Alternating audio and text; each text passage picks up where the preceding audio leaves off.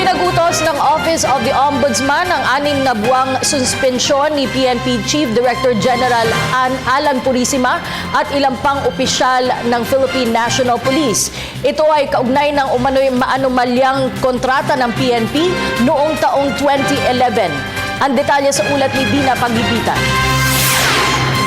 Pinatawan ng 6 na buwang preventive suspension without pay si Philippine National Police Director General Alan Purisima at iba pang opisyal ng pambansang pulisya kaugnay ng maanumalyang kontrata ng ahensya noong 2011 sa Werfast Documentary Agency, isang courier service.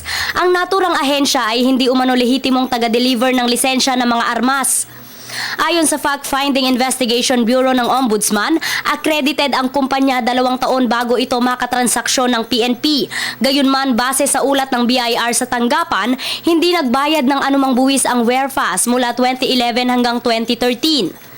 Kasama ni Purisima sa suspensyon sina Police Director Gil Meneses, former officials ng PNP Firearms Explosive Office na sina Police Chief Superintendent Raul Petrasanta, Napoleon Estilles, Police Senior Superintendent Alan Pareño, Eduardo Asierto, Melchor Reyes, Lenbel Fabia, Police Superintendent Sonia Calixto, Police Chief Inspector Nelson Bautista, Police Senior Inspector Ford Tuason at Police Chief Inspector Ricardo Zapata. Naharap sa kasong gross negligence, grave misconduct at serious dishonesty ang mga akusadong opisyal.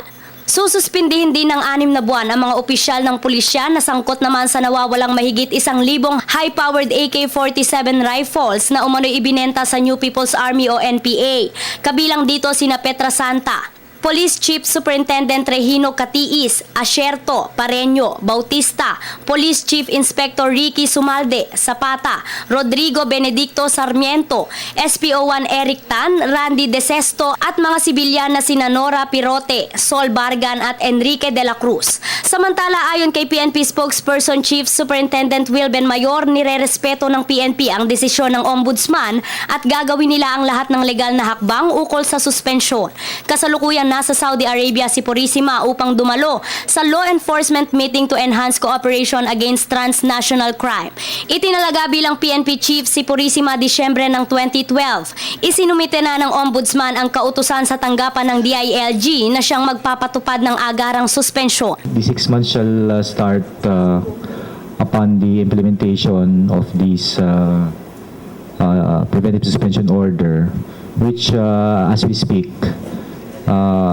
these orders are being transmitted already to the Secretary of the Department of the Interior and Local Government. No?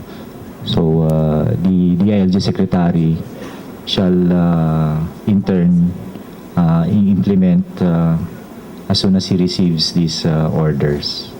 Para sa Telebisyon ng Bayan, ako si Dina Pagibitan.